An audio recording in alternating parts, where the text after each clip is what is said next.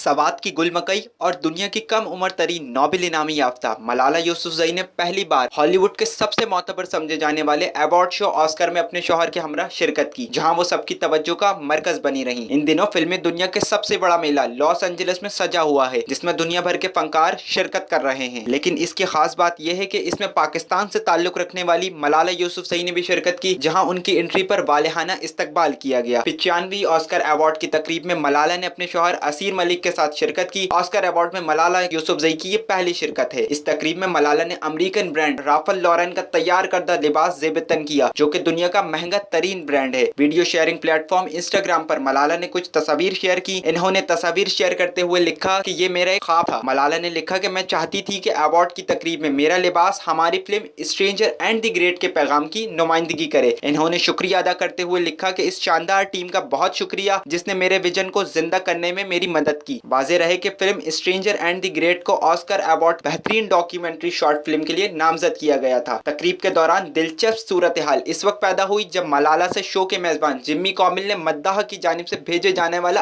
अजीब सवाल किया। जिम्मी ने पूछा कि आप इंसानी हुकूक, बच्चों और खवातीन की तालीम के लिए काम करती हैं। आप तारीख की कम उम्र तरीन नोबेल इनामी याफ्ता हैं। आपके ख्याल में हैरी स्टाइल ने क्रिस पाइन पर थूक दिया? पहले तो मलाला कुछ घबराई, लेकिन फिर इन्होंने जवाब दिया कि मैं सिर्फ अमन की बात करती हूँ। ये सवाल फिल्म डोंट वरी डार्लिंग के सेट पर दोनों अदाकाराओं के झगड़े के हवाले से था, लेकिन मद्दाहों की जानिब से जिम्मी को ऐसा सवाल करने पर तनकीद का निशाना बनाया जा रहा है। एक सारिफ ने लिखा कि मैंने समझा था कि जिम्मी मलाला से एक संजीदा सवाल करेगा, लेकिन इसने कैसा अहमक सवाल किया। कितना अहमक तबका है।